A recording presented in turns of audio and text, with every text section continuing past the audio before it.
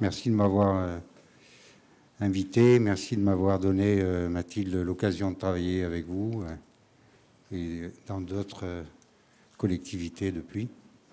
Je vais aborder parmi toutes les grandes questions qui sont les vôtres et dont Mathilde Icard m'a parlé.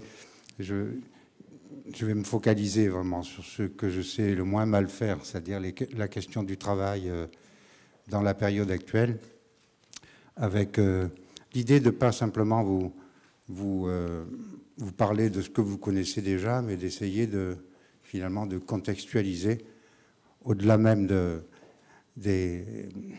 la territoriale et des collectivités. Voilà. D'ailleurs, je vais partir d'un autre contexte de travail.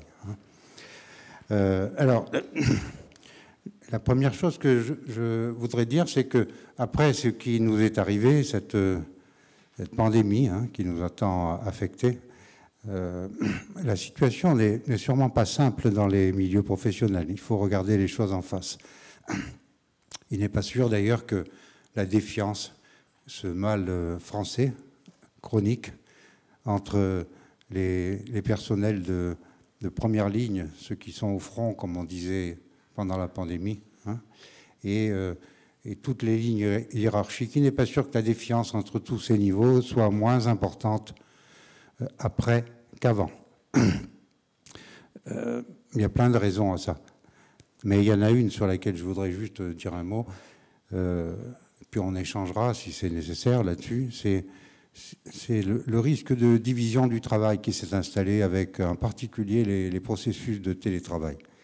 Pas simple cette histoire. Entre ceux qui ont pu, surtout situés dans l'encadrement, ceux qui ont pu, d'une certaine manière, du point de vue des autres, s'abriter, et ceux qui sont restés en première ligne et qui ont dû affronter des situations difficiles, dont d'autres pouvaient être supposés protégés. Compliqué cette affaire. Voilà, j'espère qu'on pourra échanger là-dessus, mais dans beaucoup de milieux professionnels, le développement du télétravail qui a de tels avantages, sur lesquels je n'insiste pas, de tels avantages, a aussi provoqué des choses qui peuvent rester sur l'estomac. C'est mieux de l'avoir en tête. Voilà. Je voulais commencer par cette affaire-là. C'est pas simple du tout d'avoir pas vécu le télétravail tous de la même manière dans beaucoup de milieux professionnels qui ont été confrontés à cette affaire-là. Et comme on parle là ce matin, vous allez voir comment je vais le faire, des rapports qui s'installent autour du travail entre ceux qui sont au front en première ligne et ceux qui font le beau métier, qui est d'ailleurs le vôtre et que je connais bien, de diriger le travail d'autrui. Voilà. Comme on parle de ça, je voulais commencer par vous dire que par expérience, et pas seulement par expérience, par le travail de recherche que nous faisons dans beaucoup de milieux professionnels, il y a quelque chose de ce côté-là qu'il faut prendre avec des pincettes. Voilà. Donc c'était ma première, j'allais dire, ma manière d'entrer en matière. Alors ceci dit, pendant la pandémie, il s'est passé des choses, je pense, très importantes du point de vue du travail. Je vais prendre la question de l'hôpital parce que cette question de l'hôpital, c'est un peu une loupe pour regarder beaucoup de choses et faire des hypothèses sur ce qui est en train de se passer dans le travail humain. Alors la question de l'hôpital, comment dire ? Vous avez sûrement en tête quelque chose en tout cas, qui, moi, m'a beaucoup frappé, parce que je connais bien le milieu des urgentistes à l'hôpital. Et vous avez peut-être en tête cette phrase qui a, comme ça, circulé dans les hôpitaux français, quoi, de la part des urgentistes. Je la cite parce qu'elle est assez précise.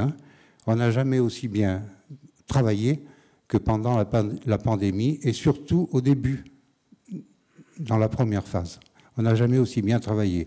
Alors pour quelqu'un comme moi qui, depuis 40 ans, s'occupe de savoir comment on peut arriver à bien travailler, qui n'est pas un problème simple, comment on peut arriver à bien travailler, entendre en pleine pandémie, dans la situation où nous étions, avec la pression qui existait sur les hôpitaux, des urgentistes qui étaient submergés, dire on n'a jamais aussi bien travaillé, vous voyez, ça, c'est quelque chose qui m'a fait beaucoup réfléchir et ça m'a permis d'en parler assez profondément avec eux. Alors je voudrais dire, faire des hypothèses quoi, sur ce qui s'est passé. Pourquoi ils n'ont jamais aussi bien travaillé?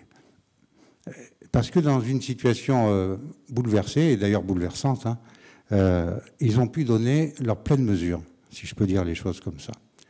Et ils ont pu exercer leur conscience professionnelle comme jamais ils n'avaient pu le faire auparavant. Pourquoi? Parce que beaucoup de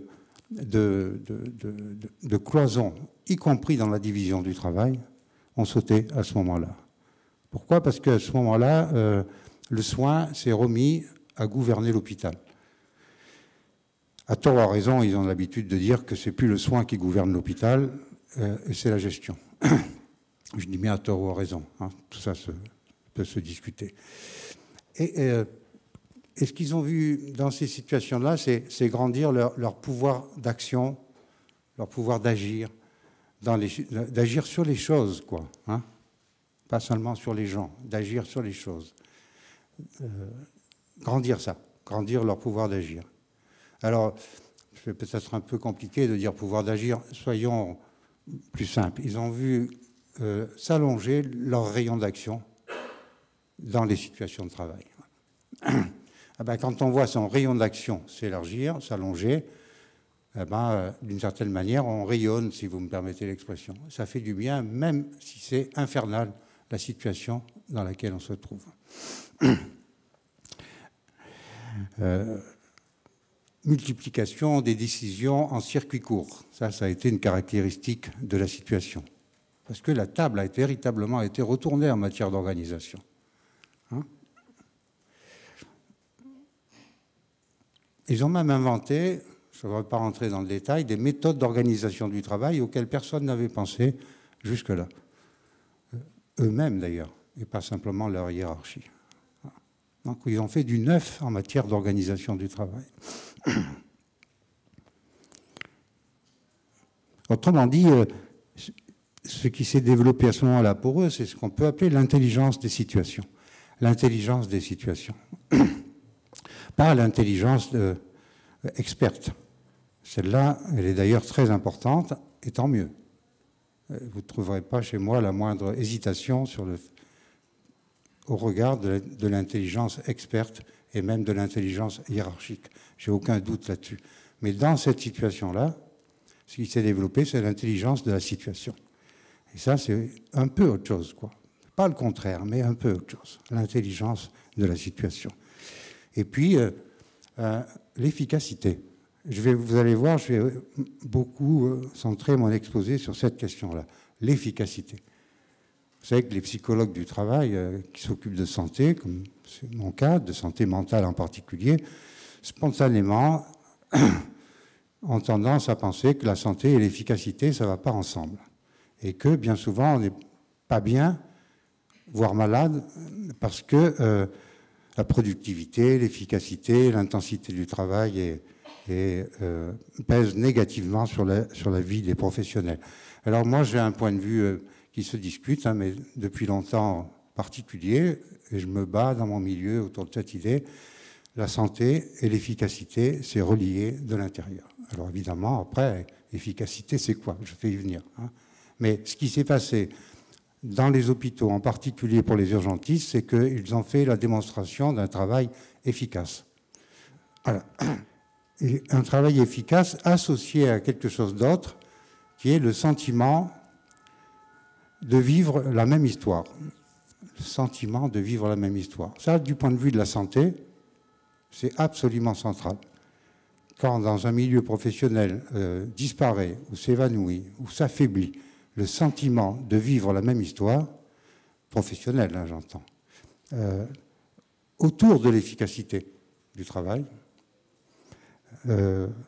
autour de la qualité du travail, autour du travail bien fait, Quand ça s'affaiblit, la psychopathologie du travail n'est jamais loin.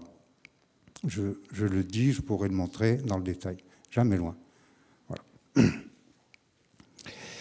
Voilà, alors, je vais quitter le champ de l'hôpital, parce qu'évidemment, après, ça c'est compliqué. Et surtout, actuellement, c'est beaucoup plus compliqué, d'autant plus qu'il y a eu ça. L'expérience a été tellement forte, et le sentiment de vivre la même histoire, c'est-à-dire de retourner une situation improbable, a été tellement fort que, évidemment, pour beaucoup d'aujourd'hui, les soignants sont dégrisés, on va dire, voire désillusionnés, pour de multiples raisons, malgré le Ségur de la santé, qui n'est pas rien. Hein, il faut être sérieux, ça n'est pas rien, y compris du point de vue de la stratégie d'organisation du travail. N'empêche qu'ils sont dégrisés et désillusionnés.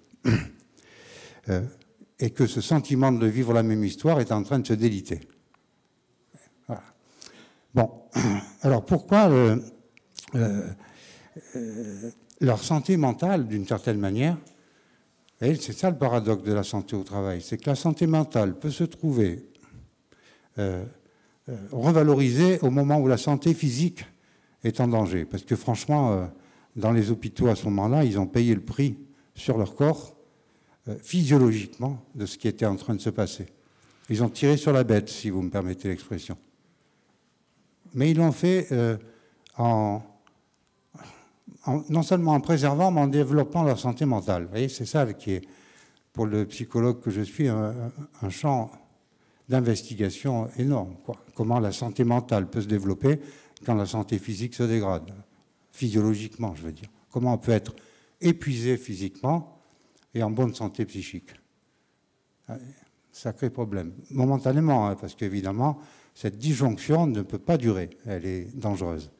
Mais n'empêche que ça s'est produit, donc c'est un bon moyen de comprendre ce qu'est la santé mentale en situation professionnelle. C'est ce moment où ces soignants ont été, on pourrait dire, une tête au-dessus d'eux-mêmes. Une tête au-dessus d'eux-mêmes. Voilà. Et alors là, on est devant un problème intéressant. Je pense qu'il est intéressant de manière générale. Hein. J'ai pris cet exemple parce qu'il grossit le trait. C'est que la santé, c'est pas seulement l'absence de maladie. Actuellement, on a tendance à regarder la santé simplement comme l'absence de maladie. On est en bonne santé quand on n'est pas malade. Bah, si c'était si simple, bon, c'est pas faux, hein. Soyons lucides, c'est pas faux. Mais c'est plus compliqué que ça. Ce qui fait qu'on peut considérer que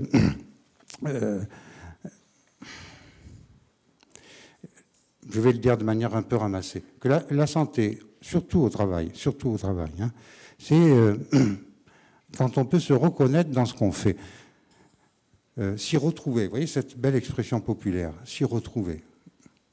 Je m'y retrouve. Ou autrement dit, quand les choses restent défendables à ses propres yeux.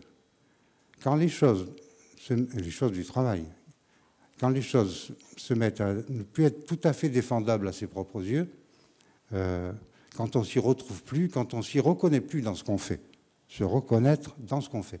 C'est pas tout à fait la même chose de la vulgate dominante, être reconnu par autrui.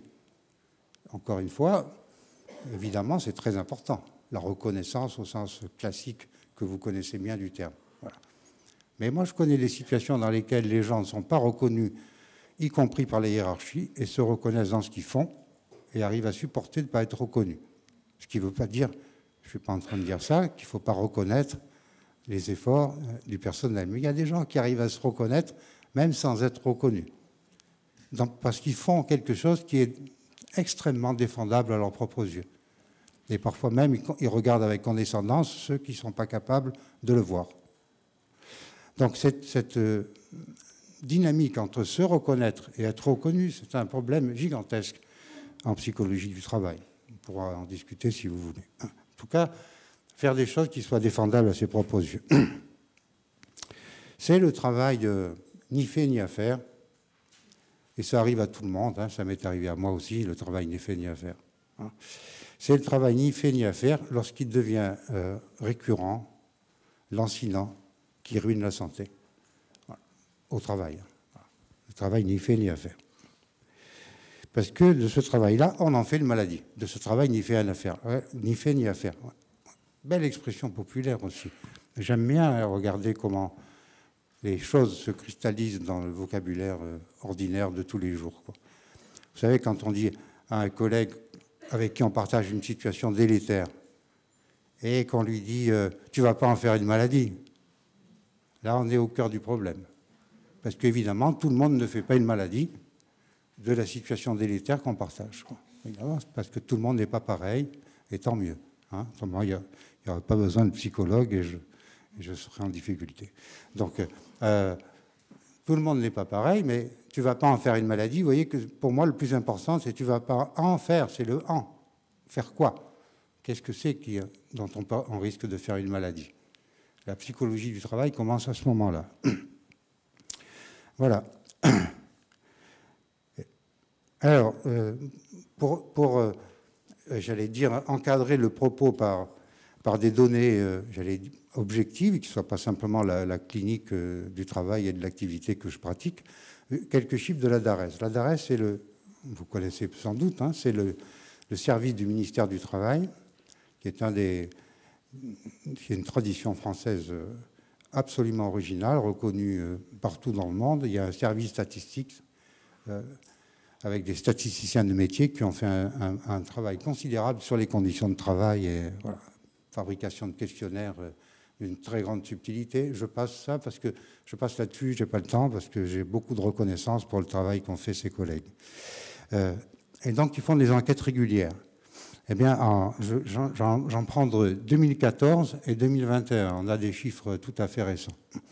En 2014, vous allez voir que vous êtes directement concernés, les résultats publiés montraient que 35% des salariés de l'industrie et 37% des salariés de la fonction publique hospitalière et territoriale, donc vous êtes dans le lot, déclarent ne pas ressentir la fierté du travail bien fait. Jamais ou très souvent. 37%. Ça, c'était en 2014. Les derniers chiffres de la DARES, qui sont plus globaux, et du coup, il faut faire attention à la comparaison, mais c'est intéressant. 2021, les résultats publiés au mois de mai dernier, 54% des actifs occupés estiment, je cite, hein, ne pas pouvoir faire du bon travail et devoir sacrifier souvent la qualité du travail. 54%. Ce sont des chiffres absolument considérables, d'autant plus qu'ils sont agrégés. C'est-à-dire que, évidemment, ce sont des moyennes, hein, et que vous avez derrière des situations où on est pratiquement à 100% et d'autres situations qui sont bien meilleures, quoi. Mais il y a des situations dans lesquelles, et je pense qu'il faut avoir ça en tête, il y a des situations dans lesquelles, j'en connais beaucoup, beaucoup trop, si vous me permettez l'expression, dans lesquelles on a 99% de ceux qui travaillent qui considèrent ne pas pouvoir faire un travail dans lequel, lequel ils peuvent être fiers et qui doivent sacrifier de leur point de vue. De leur point de vue. Vous voyez, je reste toujours très prudent parce que c'est déclaratif, ces questionnaires, la qualité du travail. 54%. Quand on est dans une situation comme celle-là, on ne peut pas ne pas avoir de problème de santé au travail. Voilà, ça, c'est pas possible. Et on a même une inflation des problèmes de santé au travail. Visible, non visible, rentré et pas rentré. Enfin, bon. Mais c'est pas possible de ne pas avoir derrière des véritables décompensations professionnelles qui suivent des voies très différenciées de psychopathologie. Voilà, donc ça m'amène à vraiment définir la santé au travail d'une manière particulière, à laquelle je tiens beaucoup, mais qui est vraiment par définition discutable, c'est que la santé n'est pas l'absence de maladie. Pourquoi? Parce que les femmes et les hommes, on a pris cette habitude de dire les hommes, maintenant il faut faire attention légitimement, les femmes et les hommes ne vivent pas dans un milieu. Ça, ce sont les animaux qui font ça. Il y a beaucoup de respect pour les animaux, hein.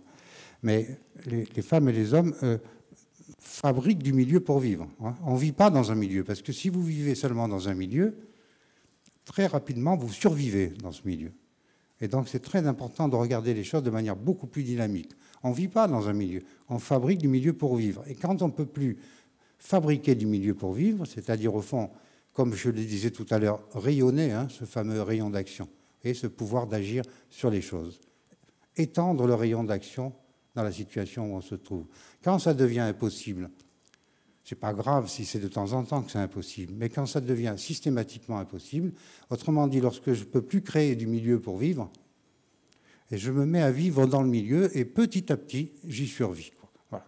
Donc là, on a, du point de vue de la santé, vous voyez, une autre approche que celle qui considère que c'est une absence de maladie. Parce que ce que je viens de dire, ça veut dire qu'on peut très bien ne pas avoir de maladie déclarée et ne pas être en bonne santé, si la définition de la santé, c'est celle que je viens de donner.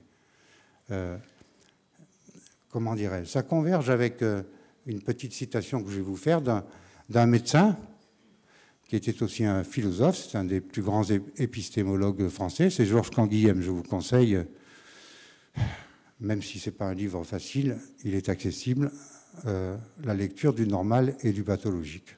Et dans ce livre-là, Canguilhem donne la définition de la santé que je vais vous citer de tête, mais franchement, c'est à peu près ça. Je ne crois pas être trop loin du texte. Et paradoxalement, la définition de la santé qu'il donne, elle ne dit pas « voilà ce qu'est la santé ». Elle dit « je me porte bien quand ». Quand est-ce qu'on se porte bien? Vous voyez, encore une fois, ce langage populaire, quand est-ce qu'on se porte bien? Vous savez que souvent le matin, quand on arrive au boulot, ça nous arrive de dire « comment ça va ?»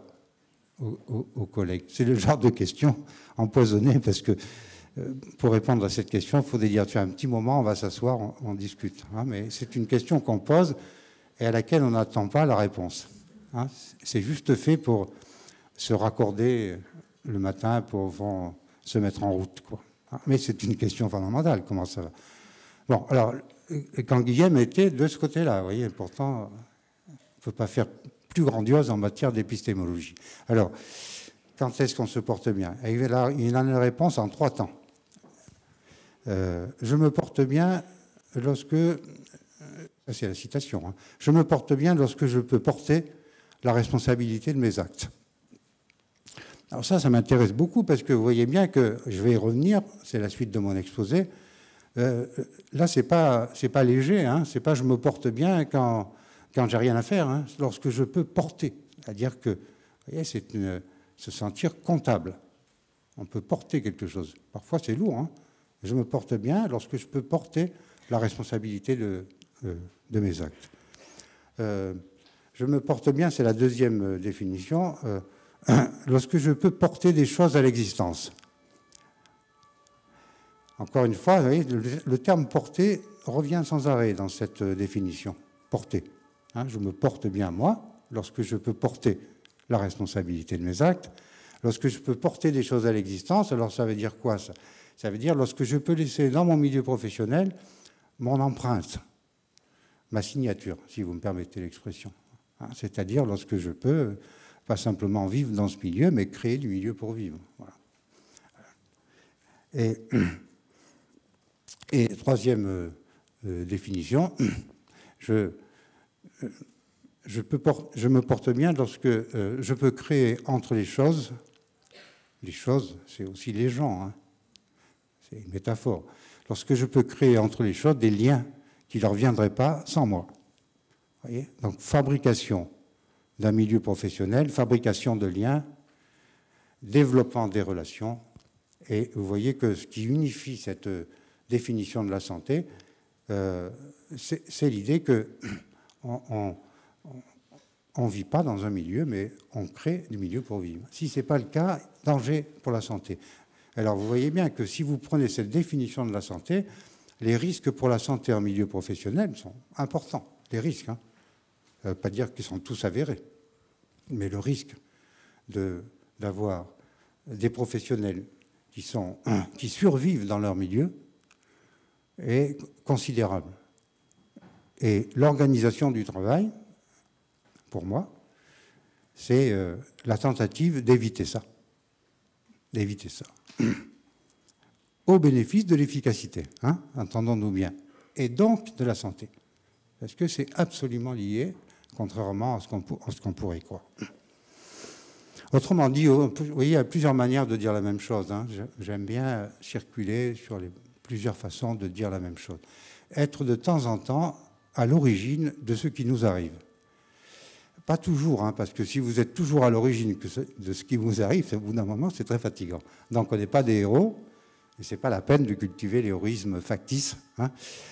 Mais de temps en temps, quoi, faire l'expérience qu'on est à l'origine de ce qui nous arrive, et pas simplement un objet d'organisation, mais un sujet de l'organisation. Voilà. Donc la santé, c'est fondamentalement lié à ces processus-là. Ce qui est ruineux, ce qui abîme psychologiquement et ensuite corporellement, c'est ce que j'appelle l'activité ravalée. Alors, vous connaissez cette expression, les larmes ravalées. Rien de plus destructeur en matière de santé, y compris pour le corps, hein, pas simplement pour l'esprit. Eh bien, l'activité ravalée, c'est-à-dire toutes les activités dont je sens bien qu'il faudrait les faire. Parce qu'un jour, je les ai faites et parce que je les ai vues faire, voilà. Donc, les activités ravalées, toutes les activités amputées, on pourrait dire. Là, c'est absolument ruineux pour la santé. Les activités empêchées. Alors, depuis des années, je suis tombé sur un problème extrêmement intéressant, qui est le problème de la fatigue. C'est un problème tout simple, parce que la fatigue, tout le monde l'a connue. Quand je dis tout le monde, je fais partie de ceux qui l'ont connue. Hein, voilà. Et la fatigue, il y en a deux. Je pense que c'est très important de faire cette distinction-là. Il y a la bonne fatigue, celle que vraiment je souhaite à tout le monde et que je me souhaite à moi-même. Hein. La bonne fatigue, c'est la fatigue de l'effort qu'on a fait pour atteindre le but qu'on a atteint, que ce soit un but psychique ou un but physique, hein. Le résultat qu'on a obtenu, le gros effort qu'on a fait, ça c'est la fatigue dont on se repose bien. Avec une bonne nuit de sommeil, on peut y retourner à peu près en état, voire avec le plaisir qu'on a eu d'atteindre le but qu'on s'était fixé. C'est-à-dire, pas simplement comme on était, mais un peu agrandi, comme on dit aujourd'hui, mais je le dis dans un autre sens. Oui, ça, c'est la bonne fatigue. Autrement dit, la santé a à voir avec l'effort, parce que l'effort que vous faites pour aller au but et qui atteint son but, c'est un effort, excusez-moi l'expression, qui est reposant. Une fois qu'on a dormi un bon coup. Hein, voilà. Ça, c'est la bonne fatigue. Autrement dit, la fatigue n'est pas le contraire de la santé. C'est un signe de santé si c'est cette fatigue-là. Mais il y en a une autre. L'autre fatigue, que je souhaite à personne, mais qu'on a tous éprouvé, hein, parce que personne n'est à l'abri de ça, au moins de temps en temps. La deuxième fatigue, c'est ce que j'appelle la mauvaise fatigue. Bon, une manière de polariser les choses, il faudra être plus nuancé. Je vais vite, on pourra éventuellement échanger. La mauvaise fatigue, c'est la fatigue de ce qu'on n'arrive pas à faire. C'est la fatigue de ce qu'on ne réalise pas. Alors ça, c'est absolument incroyable, parce qu'en général, on associe la fatigue à ce qu'on a fait. On est fatigué parce qu'on a fait quelque chose. Eh bien, dans le monde du travail d'aujourd'hui, la fatigue qui se répand, cette mauvaise fatigue, cette fatigue empoisonnée, c'est la fatigue de tout ce qu'on voudrait faire, de tout ce qu'on pourrait faire, de tout ce qu'il aurait fallu faire et qu'on ne peut pas faire. C'est le travail empêché, le travail remâché, vous savez, ou ressassé. Parce que ça se transporte à la maison quand on sort du boulot, quoi. Voilà. Et d'ailleurs, avec ça, on est tous capables d'empoisonner nos familles, nos conjoints et nos enfants. Hein, tout ce qu'il aurait fallu faire, qu'on n'a pas pu faire, tout ce qu'on n'a pas fait, quoi. Alors, vous voyez, c'est une drôle de curiosité, hein, la fatigue de ce qu'on n'a pas fait. Et pourtant, c'est lancinant, préoccupant, extrêmement dangereux, voilà. La fatigue du non réalisé est très réelle, psychologiquement et corporellement, très réelle, alors que ce n'est pas réalisé. La fatigue de l'activité interdite. Pas simplement celle qu'on nous interdit, hein, mais celle qu'on s'interdit. Je jette la pierre à personne, en tout cas pour le moment. Voilà. Celle qu'on s'interdit, hein. Alors, tout seul ou entre collègues. Donc la fatigue de ce qu'on ne fait pas. Ça, c'est la mauvaise fatigue. C'est d'ailleurs une fatigue incroyable parce que c'est la fatigue qui empêche de dormir. Normalement, la fatigue, ça permet de dormir. Ben, il y a une fatigue qui empêche de dormir, c'est celle-là. C'est la rumination, le ressassement de tout ce qu'il aurait fallu faire, de tout ce qu'on sait qu'on pourrait faire et qu'on ne peut pas faire. Voilà. Et même de ce qu'il faudra refaire, parce que le nombre de situations dans lesquelles les professionnels font des choses qui sont ni faites ni à faire, ni faites ni à faire, et dont ils savent qu'il faudra les refaire, c'est massif. Enfin, je veux dire, je suis dans le lot aussi, hein, ça m'arrive. Donc c'est aussi une expérience subjective. Mais on sait maintenant que la psychopathologie du travail, elle est reliée de l'intérieur à ce genre de fatigue-là. Voilà. La fatigue qui empêche de dormir, mais c'est même pire, c'est même la fatigue qui réveille la nuit. Les insomnies professionnelles, enfin les insomnies personnelles en raison du travail, c'est pas la même chose, sont extrêmement sous-estimées dans ce qu'on pourrait appeler la psychopathologie de la vie quotidienne professionnelle. C'est terrible, ça. Parce que le sommeil, c'est très important pour arriver non pas seulement à survivre dans un milieu, mais à y vivre au sens où je l'ai défini tout à l'heure. Voilà.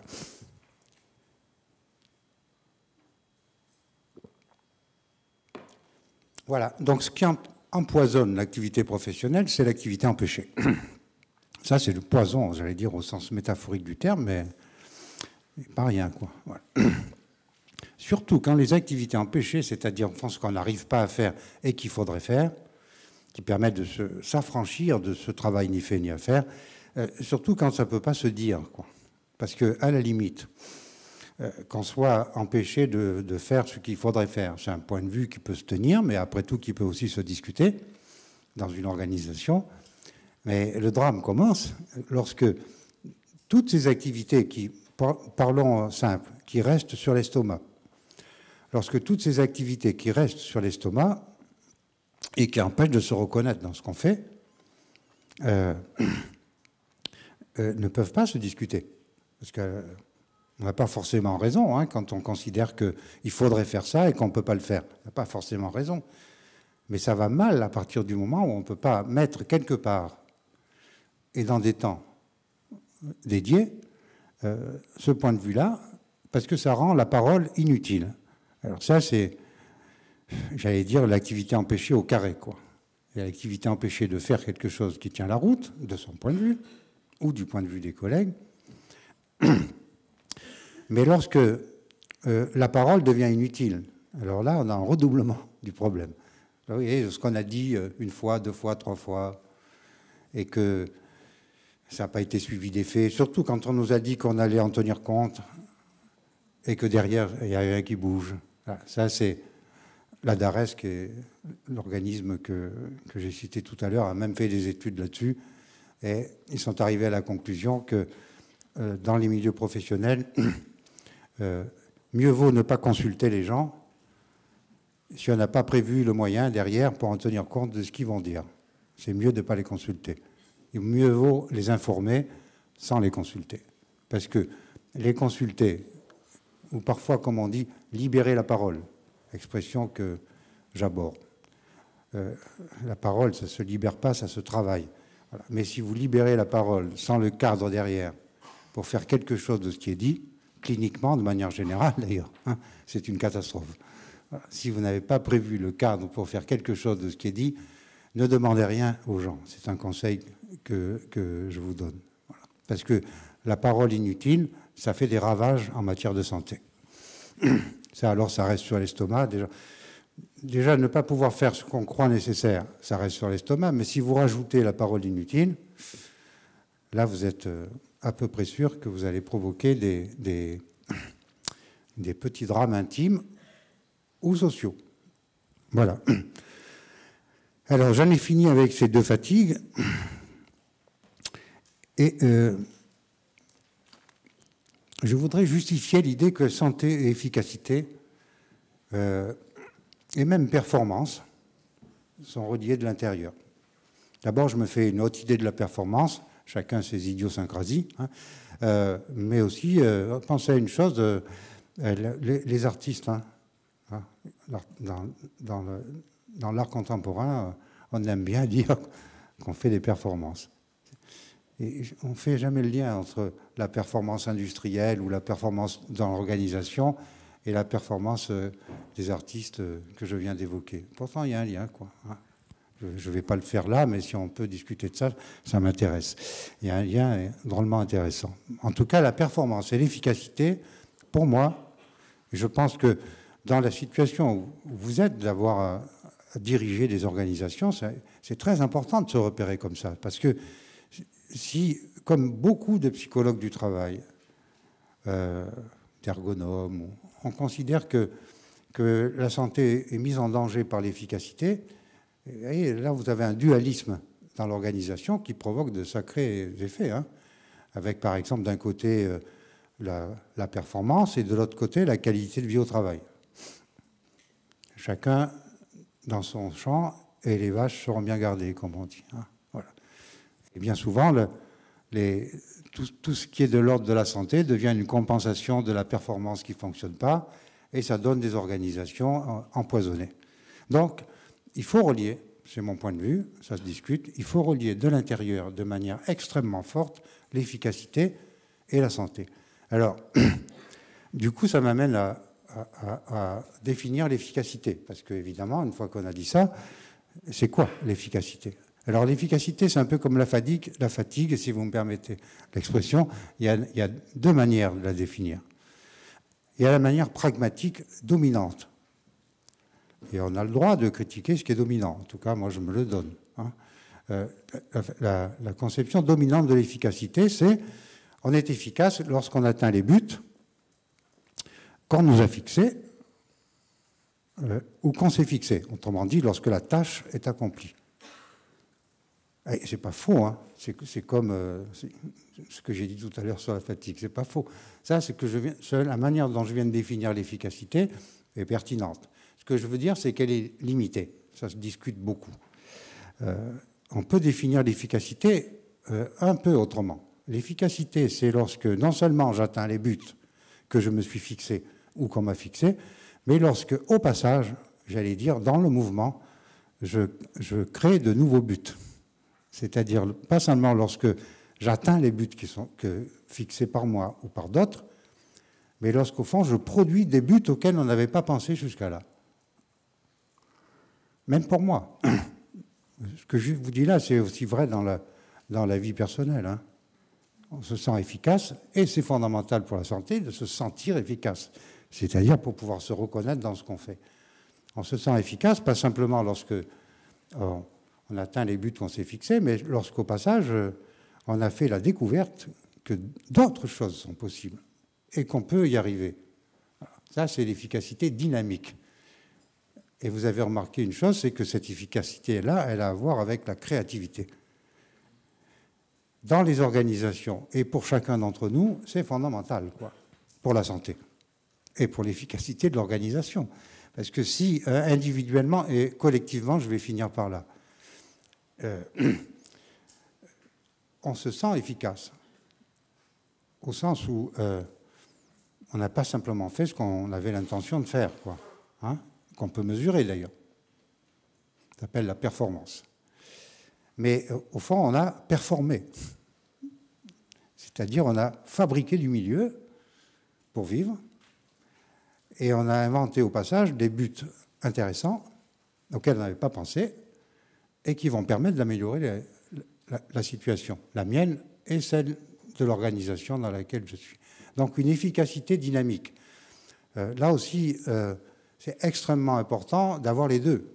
On n'est pas obligé de choisir, hein. Pas obligé de voter entre les deux. Mais si vous n'avez pas la seconde, c'est-à-dire l'efficacité comme créativité, comme production de buts, alors très rapidement, la première est en danger. Et la première tourne en rond. Et vous voyez, si vous définissez l'efficacité comme ça, c'est-à-dire comme créativité professionnelle, personnelle au passage aussi, hein, évidemment, c'est pas dangereux pour la santé. Hein. puisque vous y retrouverez dans cette définition ce que je disais précédemment sur la capacité de créer du milieu pour vivre. Donc la santé et l'efficacité, celle-là d'efficacité, et la santé telle que je l'ai définie précédemment, sont reliées de l'intérieur et sont, j'allais dire, solidaires. Alors, on pourrait rentrer dans le détail, et il faudrait peut-être, dans la discussion, j'irai un peu plus loin. Mais l'efficacité, comment dire, ça se joue à deux. Il y a l'efficience. Ça, c'est extrêmement important parce que l'efficience, c'est de l'économie. L'économie de soi et l'économie de moyens. Ce n'est pas diabolique, hein, l'économie de moyens. Si on économise des moyens et qu'on s'économise, vous voyez, même s'épargner au travail. J'allais presque dire qu'un bon professionnel, un expert, c'est celui qui est capable de s'épargner, c'est-à-dire d'être efficient, pas seulement efficace, mais efficient. Parce qu'en étant efficient, il économise des moyens, il s'économise même pour aller vers d'autres buts possibles. C'est-à-dire il fabrique de la disponibilité psychologique et sociale en s'économisant. Et on peut d'ailleurs mettre au service des professionnels des outils qui leur permettent de s'économiser. Hein. Voilà. C'est pourquoi l'économie n'est pas diabolique non plus, si on la regarde comme ça. Donc l'efficience, c'est une des conditions de l'efficacité. Sauf qu'il y en a une autre qui est très importante et que malheureusement on confond si on réduit l'efficacité à l'efficience. C'est que quand vous fabriquez par économie de soi ou économie en situation, si vous fabriquez de la disponibilité, ça veut dire que d'autres buts sont possibles auxquels vous pouvez penser individuellement et collectivement. Et ça dépend du quoi? Ça dépend de quoi? Ça dépend du sens qu'on met dans les choses, quoi. Parce que pour fabriquer des buts comme ça, lorsqu'on est disponible, d'une certaine manière, il faut avoir d'autres mobiles, quoi. Il faut aller puiser ailleurs des idées neuves, des envies, des désirs. Et ça, c'est la question du sens. Autrement dit, sens, efficience et efficacité sont consubstantiellement reliés de l'intérieur.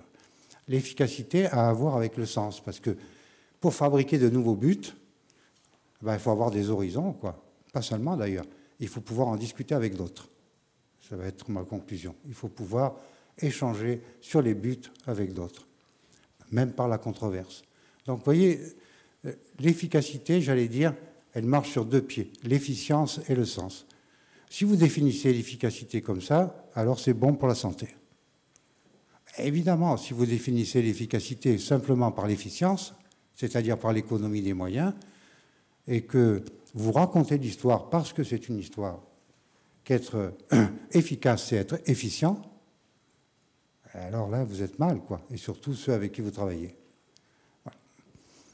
Alors, là, vraiment, j'ai pratiquement fini, parce que c'est ma dernier point que je voulais traiter.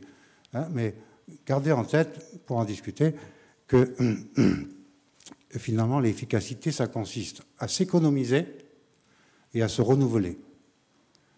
Les deux. Se renouveler pour s'économiser et s'économiser pour se renouveler. S'économiser et se renouveler. Soi-même et l'organisation. Si ce mouvement est attaqué, interrompu, empêché, ce processus dynamique-là, alors on met en péril l'efficacité, au sens où je l'ai définie, à la fois personnelle et collective, et celle de l'organisation. Bon, j'ai conscience que tout ça soulève des problèmes gigantesques, dont j'ai l'habitude de discuter même avec des économistes et des gestionnaires. Mais vous voyez, si les psychologues du travail, les ergonomes, tous ceux qui s'occupent du travail, ne vont pas jusqu'à ces questions d'efficacité, alors d'une certaine manière, le monde est séparé en deux, quoi. D'un côté la psychologie, de l'autre la gestion. Sauf que ce que je vous dis là, c'est que la psychologie, c'est une gestion de soi et des autres. Voilà. J'aimerais bien d'ailleurs que la gestion, ça soit aussi de la psychologie au sens où je viens de le définir là. Hein. Ça serait pas mal, quoi. Si la psychologie, c'est ça. Alors, il reste un problème que vous avez peut-être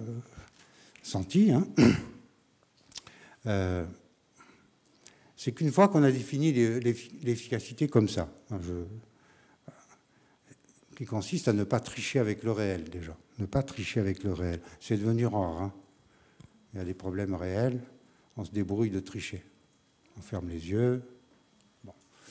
Ne pas tricher avec le réel, c'est une des conditions de l'efficacité. C'est-à-dire, lorsqu'il y a l'obstacle, il y a l'obstacle.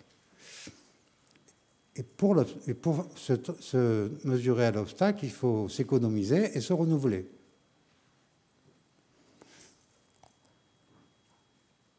Donc, quand l'expérience est faite, c'est ça que je voulais dire, qu'on peut repousser les limites de ce qu'on sait faire, repousser les limites de ce qu'on sait faire. Ça, c'est fondamental pour l'efficacité et la santé. Voilà. Et ça a à voir avec les questions que vous soulevez souvent. J'ai lu un peu ce que vous écrivez, je sais combien Mathilde Icard est attachée à ça, avec les valeurs générales, vous voyez, les valeurs du service public, ces idéaux qui sont ô combien respectables. Ben, ces idéaux, ils peuvent mourir et les valeurs générales se dessécher si la signification de ces valeurs n'est pas retrempée en permanence, j'allais dire mouillée, dans le développement du sens et de l'efficacité tel que je viens de poser le problème. Si ça meurt, c'est-à-dire si cette dynamique du rayonnement, du développement du pouvoir d'agir, de la production de nouveaux buts, de l'efficacité du boulot qu'on fait, de la possibilité de s'y reconnaître, si ça, c'est plus là, les grandes valeurs s'affaiblissent. Et la morale ne sert à rien. Et la morale consiste à dire on a des valeurs, il faut respecter les valeurs, ça ne sert à rien. Ça ne sert à rien si il n'y a pas ce que j'ai dit précédemment. Par contre, s'il y a ce que j'ai dit précédemment, c'est-à-dire cette transformation du travail, hein, alors les grandes valeurs, elles ont un avenir. Ce n'est pas une petite affaire, hein, sur la manière de diriger. Parce que ce n'est pas en répétant tous les jours qu'il y a des grandes valeurs du service public, vous l'avez remarqué, ça, que ça provoque quoi que ce soit, si il n'y a pas ce que j'ai dit précédemment. Parce que s'il y a ce que j'ai dit précédemment, alors les gens comprennent ce que ça veut dire, le service public. Autrement, si la signification des valeurs générales n'est pas régénérée en permanence dans le sens des situations et dans l'efficacité du travail, alors ces valeurs générales dégénèrent. Ce qui est un énorme problème politique et social.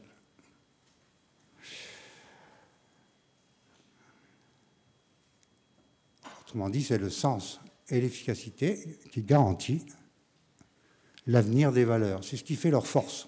Elles sont dévitalisées si elles ne sont pas retrempées dans la dynamique de santé et d'efficacité que j'ai essayé de définir jusqu'à là. Leur force n'est pas en elles-mêmes. Elles n'ont pas de force en elles-mêmes. Leur force est dans le sens des situations concrètes transformées dans lesquelles je peux me reconnaître dans ce que je fais. Si je ne peux pas me reconnaître dans ce que je fais, ce n'est pas la peine de faire des grands discours. Je ne suis pas contre les grands discours. Hein. Je cours toujours le risque d'en faire moi-même. Donc, je termine sur un problème que vous avez senti, hein, sans doute, c'est que l'efficacité en question que j'ai définie, c'est compliqué parce qu'il y en a plusieurs et que ça dépend de l'endroit où on est. L'efficacité, évidemment, elle obéit à des critères différents. Y compris si je la définis comme ça, ben, ce n'est pas pareil si vous dirigez et si vous êtes en première ligne. Et moi, je suis un peu radical, je vais jusqu'à dire ça ne sera jamais pareil, pour les siècles des siècles. Ceux qui dirigent et ceux qui sont en première ligne ne peuvent pas avoir les mêmes critères de qualité du travail. Ils ne peuvent pas avoir le même vécu de l'efficacité. Parce que le vécu de l'efficacité dans une organisation, ça dépend de l'endroit où on se trouve. Si vous dirigez et si vous êtes dirigé, si vous êtes dans la situation concrète ordinaire dans laquelle il faut faire le job, et si vous êtes dans l'organisation de ce travail, vous ne pouvez pas avoir exactement les mêmes critères de qualité du travail. Toutes les sociétés qui ont cherché à fabriquer le consensus d'un critère unique, on finit dramatiquement, ce qui n'est pas drame, sauf pour les gens qui y vivent. Alors, du coup, vous voyez, c'est un point de vue un peu radical. Il y a un conflit de critères dans le monde avant d'être dans la tête. Dans le monde, indépendamment de ce qu'on a dans la tête, il y a un conflit de critères. Être efficace.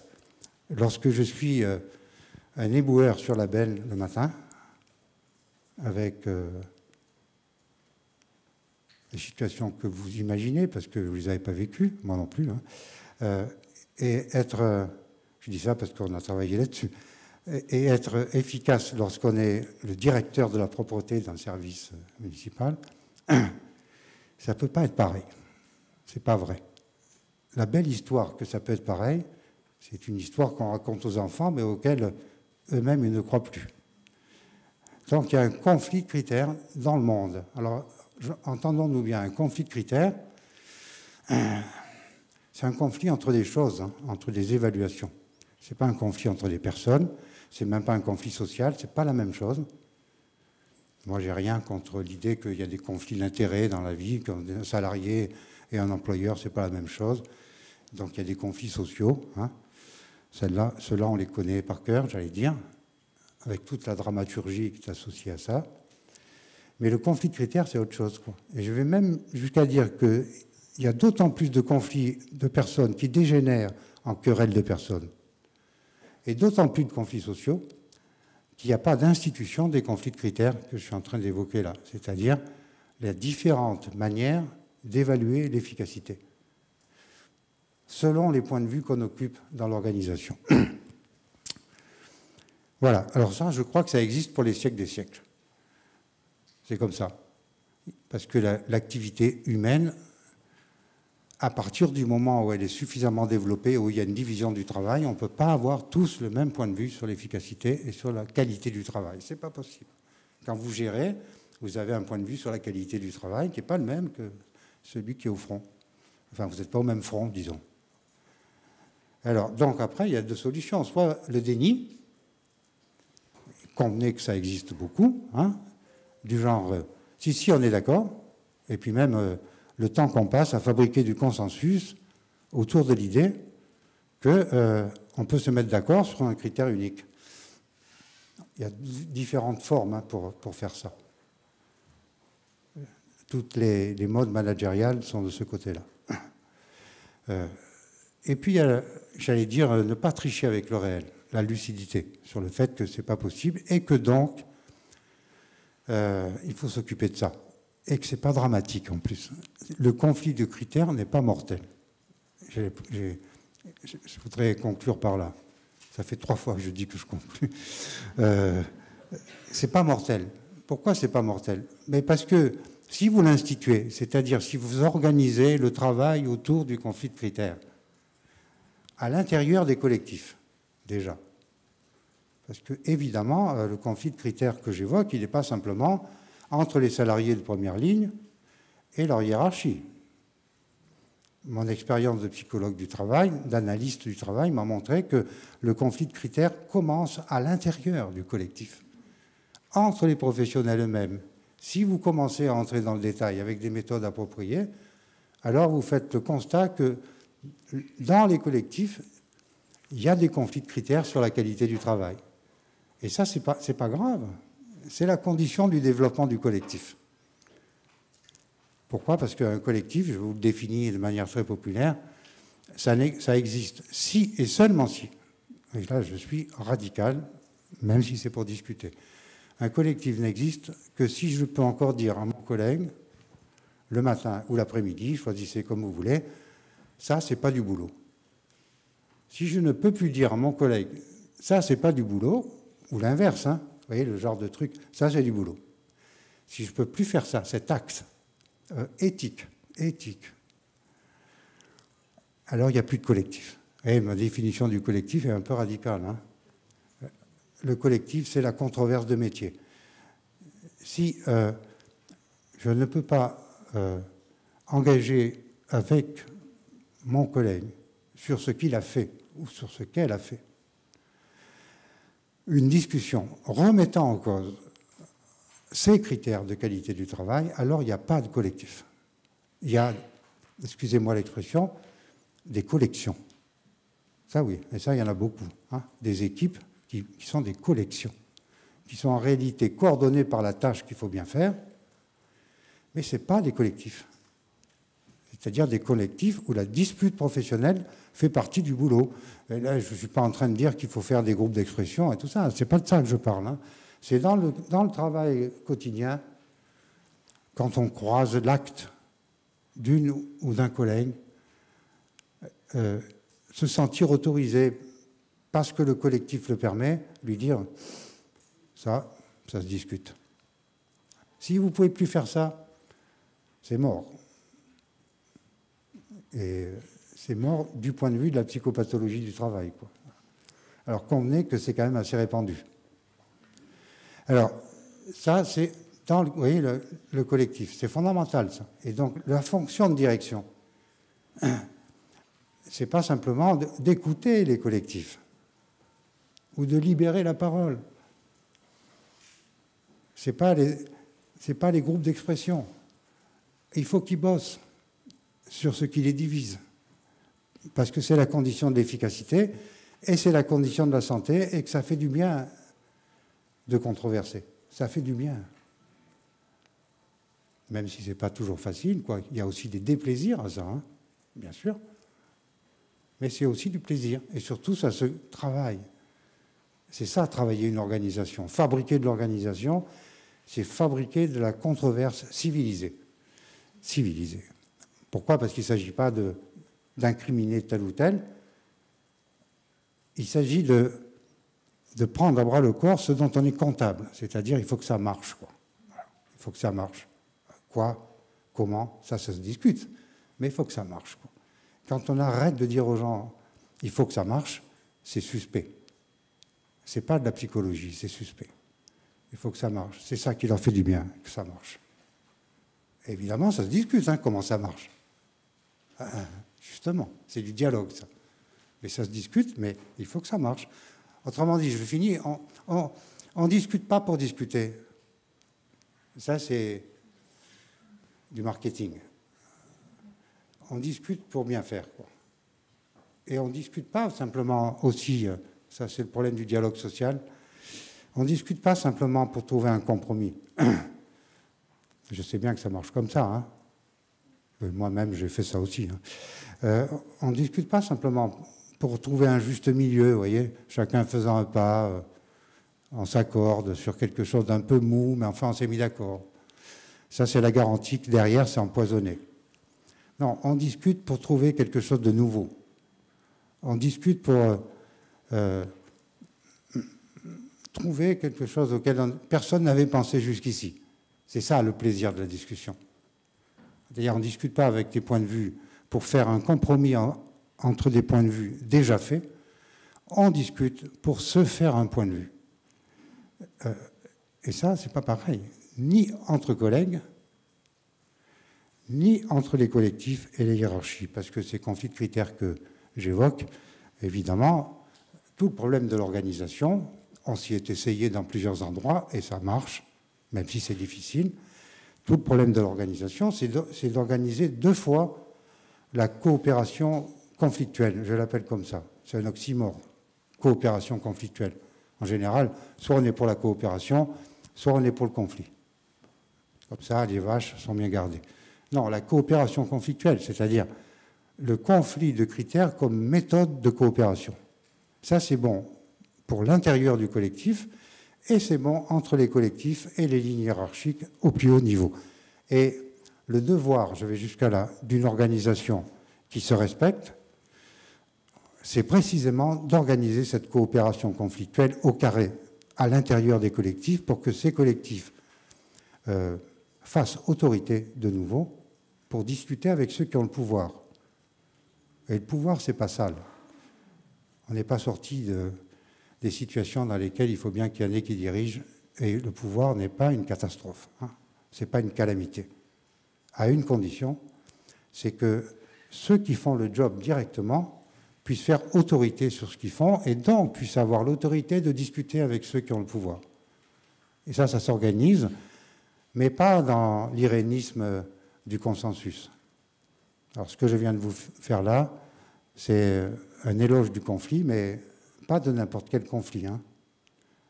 Même si je sais très bien que dans les organisations, les conflits sont intriqués, superposés. Et la science de la direction, c'est au fond de faire de la gymnastique avec cette ubiquité des conflits. Il y a des conflits divisibles, des conflits indivisibles, divisibles au sens où on ne les confond pas tous, et on peut avoir des conflits d'intérêts et trouver des arbitrages, non pas des compromis, ce n'est pas la même chose, des arbitrages sur des conflits de critères. Voilà. Merci à vous.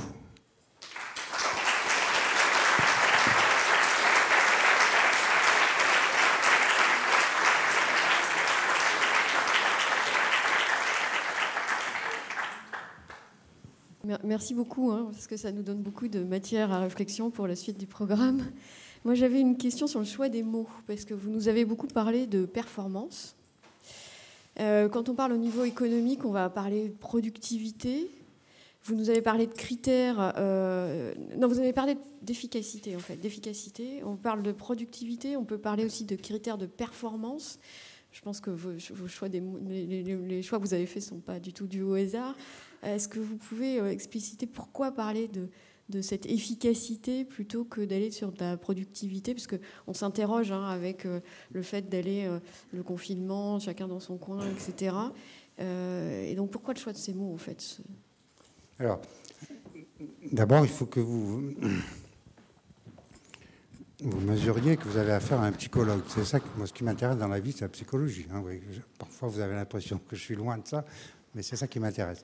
Pourquoi? Parce que je sais que la santé de chacun d'entre nous a à voir avec l'efficacité. Et je dis bien l'efficacité, après je vais répondre à votre question. C'est-à-dire, si j'arrive jamais à faire ce que j'ai prévu,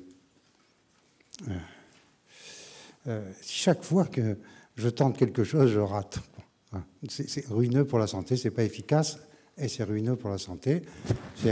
Ça ruine le sens des choses, voilà, le sens, et même le sens de l'existence. Voilà. Donc l'efficacité, pour moi, c'est un problème d'abord psychologique. Hein. Mais je fais des différences. C'est-à-dire, si je ne dis pas productivité, ce n'est pas pour rien. Ou je pourrais dire productivité. Ça a à voir avec efficience. C'est l'économie des moyens. La performance, pour moi, c'est autre chose, quoi. La performance a à voir avec l'efficacité, c'est-à-dire justement, pas simplement pour économiser les moyens, mais fabriquer des buts. Alors évidemment, si vous économisez les moyens, c'est ce que j'ai expliqué, je ne vais pas reprendre ça. Si vous économisez les moyens, ça vous donne du temps pour penser à autre chose, quoi. C'est pour ça que l'efficience, c'est très important. Parce que si vous libérez du temps, vous libérez l'esprit. Et si vous libérez l'esprit est disponible pour avoir des idées, si je peux dire, au sens large. Hein, des idées nouvelles. Et quand vous avez cette disponibilité fabriquée par de l'efficience qui augmente, cette disponibilité, si vous ne voulez pas que l'esprit tourne en rond, il faut pouvoir discuter sur les idées nouvelles qui méritent d'être essayées ou les buts. Voilà. Et là, on a la performance. Et pour moi, performance et efficacité, mais ça peut se discuter. Vous voyez bien qu'à un moment donné, les problèmes de définition sont toujours de beaux problèmes d'ailleurs, parce que c'est ce qui pousse à discuter. Voilà. Ouais. Pour moi, ça se discute. Efficacité et performance sont la même chose. Mais du coup, la performance a à voir avec l'efficience, ou la productivité, si vous voulez, et avec le sens. Voilà. C'est pour ça que je faisais ce petit clin d'œil aux artistes, quoi. Les organisations performantes sont les organisations créatrices, hein, et pas simplement les organisations économiques, au sens de l'économie des moyens, donc de la productivité. C'est ça le fléau. C'est confondre la performance et la productivité. C'est pas la même chose, quoi. Ni au plan personnel, ni au plan organisationnel. Donc, j'espère vous répondre le plus précisément possible. Pour moi, performance, productivité, efficacité, efficience, tout ça n'est pas équivalent. Et je souffre depuis très longtemps de la difficulté à confronter cette approche psychologique des choses avec une approche gestionnaire dont vous voyez bien qu'elle peut être convergente, hein, y compris avec ce que je dis, ou divergente. Mais même chez les psychologues, il y a des divergences, il y a des controverses, il y a des disputes. Ça fait des années que j'ai des collègues qui me disent « mais la santé, c'est pas ça, quoi. La santé, ça n'a rien à voir avec la performance. Au contraire, la santé, c'est abîmé par la performance. » Et ma réponse est de dire c'est l'erreur fondamentale. Est-ce que les gens, ils sont bien lorsqu'ils arrivent à faire ce qu'ils veulent faire? S'ils n'arrivent pas à faire ce qu'ils veulent faire, ils en souffrent, quoi. Ils souffrent de ça. Après, ils peuvent aussi souffrir, en plus, d'un management qui leur fait porter le chapeau sur cette affaire-là. C'est autre chose. Ça se rajoute. C'est ce que j'appelais la parole inutile. Mais voilà, en tout cas, je répondrai à votre question comme ça. Mais s'il y avait un économiste dans la salle, il pourrait me critiquer en disant non, la productivité pour les économistes, c'est pas ça. Pour moi, c'est synonyme d'efficience. Juste une question sur les prérequis du conflit civilisé ou de la coopération, enfin oui, du conflit civilisé auquel vous faites référence, qui serait en fait du coup une condition sine qua non en fait de cette organisation propice à la créativité. Quels sont les prérequis que vous préconiseriez pour que justement on évolue? Pardon, les prérequis. Voilà, organisationnel, culturel dans nos organisations en l'occurrence pour garantir le conflit civilisé, puisque le conflit, alors dans des organisations qui sont par ailleurs proches du politique, ça peut être quelque chose d'anxiogène pour nos organisations. Donc voilà, quels seraient les prérequis pour faire changer la culture où la confrontation des idées et pas des personnes devient la normalité quelque part? Voilà ma question. Alors c'est une question, franchement, à laquelle je n'ai pas toutes les réponses. Hein. Mais en tout cas, je peux vous faire part d'une expérience personnelle que je fais régulièrement, puisque je suis, par profession, j'allais dire, en contact avec beaucoup de dirigeants qui, en général, viennent voir mon équipe, que ce soit moi ou des collègues, quand ils ont tout essayé. Hein, parce qu'ils savent bien que on fait des choses qui ressemblent à ce que je vous ai dit. Donc, comme Mathilde le disait, vous aurez plus de problèmes ensuite que ceux que vous avez maintenant. Pas les mêmes. Des problèmes qui ne sont pas empoisonnés. Alors, mais du coup, c'est quoi Oui, non, j'étais en train de vous parler de mon expérience. Ça m'arrive souvent que, en utilisant le mot conflit comme ça, sur lequel je ne veux pas lâcher d'1 millimètre,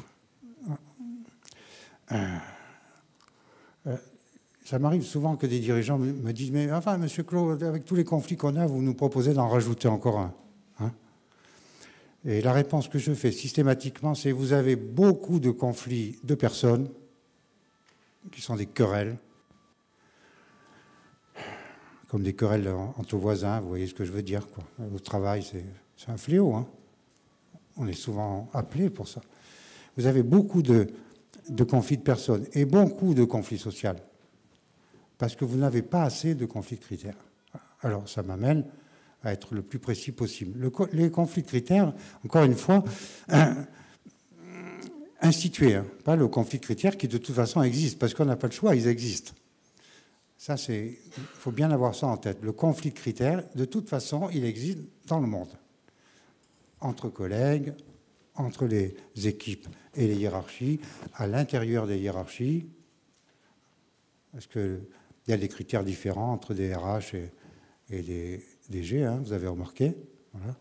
Donc les conflits de critères, de toute façon, il y en a partout. Ils sont extrêmement répandus. Et le pire, c'est quand le conflit de critères travaille dans notre dos, c'est-à-dire qu'il y a un déni du conflit de critères, on fait comme s'il n'y en avait pas. Voilà. Et donc là, c'est pas civilisé. Que ça se termine dans la violence ou pas.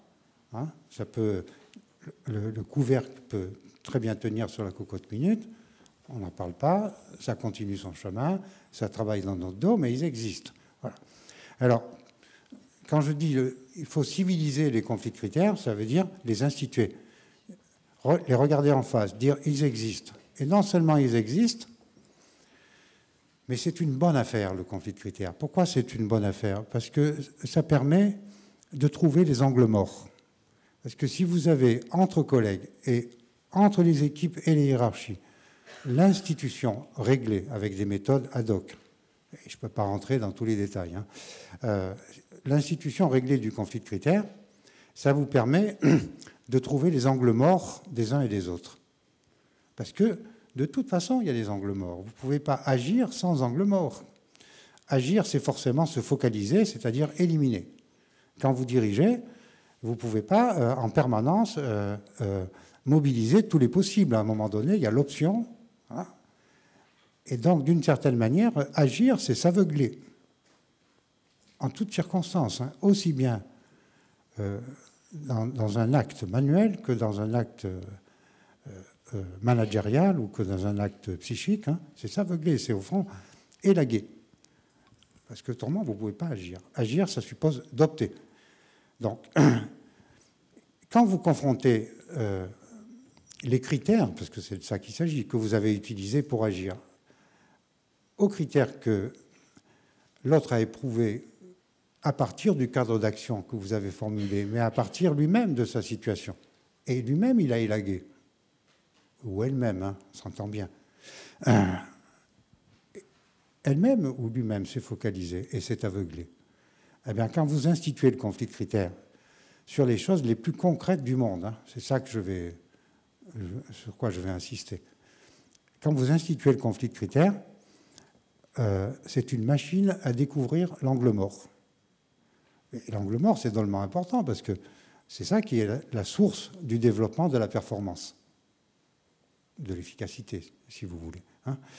C'est une manière de faire le tour de la question, le conflit de critères institué.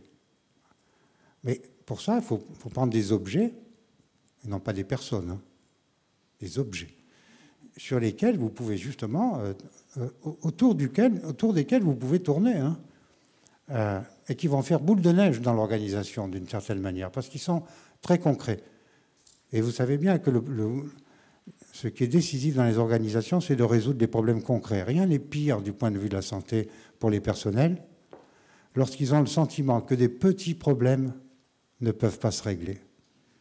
Comment voulez-vous expliquer qu'il faut régler des grands problèmes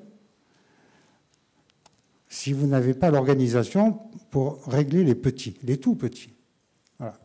Bon, je vous donne juste un exemple, après vous pourrez discuter avec Mathilde Licard.